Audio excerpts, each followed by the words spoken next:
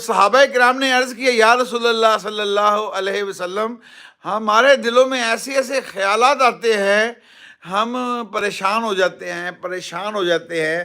تو آپ صلی اللہ علیہ وسلم نے فرمایا یہی تو ایمان ہے، یہی تو ایمان ہے تمہارے اندر، جس کی وجہ سے شیطان تم پر حملے کرتا ہے اور تمہیں ورگلانے کی کوشش کرتا ہے، اور یہاں تک کہ تمہیں تیار کرتا ہے، تمہیں وسوسے ڈالتا ہے کہ اس زندگی سے تو موت ہی اچھی، چل پھندا لے اور چل دنیا سے چلا جا، اور اس زندگی سے تو موت ہی اچھی. اور ہمیں پتہ نہیں ہے اللہ نے اس کو حرام کیا ہوا ہے. اللہ ہم سب مسلمانوں پر رحم کر دے، اور گھروں کے اندر ایک چیز کو ہم جو ہے نا، اپنی زبان کو تالا ہم لگا لینا.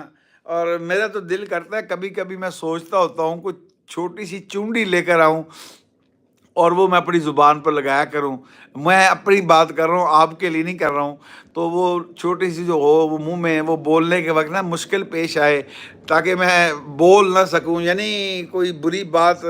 اور یہ زبان کو جب عورتیں بھی تالا لگائیں گی، مرد بھی خاموشی سے دیکھیں گے، دیکھنا اس سناٹے کے جب ہم سناٹا پیدا کریں گے نا اپنے اندر، تو پھر اللہ ظاہر ہوگا، اللہ ظاہر ہوگا. وہ اصل میں چونڈی لگانا وہ صبر ہوگا جس کا اللہ نے مجھے اور آپ کو حکم دیا ہے. استعینوا، صبر کے ساتھ، بالصبر والصلاۃ، اور صبر کے ساتھ میری مدد کو حاصل کرو. اللہ کی مدد ان چیزوں کے علاوہ نہیں آ سکتی. اللہ کی جب مدد آوے گی تو ہمارے دلوں کو ہر حال میں چین اور سکون ملے گا. اور پھر یہ عورتیں بچوں کو پال رہی ہوں گی اللہ کی مخلوق سمجھ کر. پہلے وہ پال رہی تھیں، یہ بچے جو ہے نا میرے بچے ہیں، اور پہلے باپ پال رہا تھا، ان کے لیے کما رہا تھا، یہ اپنے بیٹوں کے لیے کما رہا تھا. لیکن جب یہ اس کو پتہ چلے گا میرا دنیا میں آنے کا مقصد کیا ہے، اور یہ میرا دنیا سے جانے کا مقصد کیا ہے، اور مجھے اللہ نے کیوں پیدا کیا ہے، پھر اس کا ذہن چینج ہو جائے گا.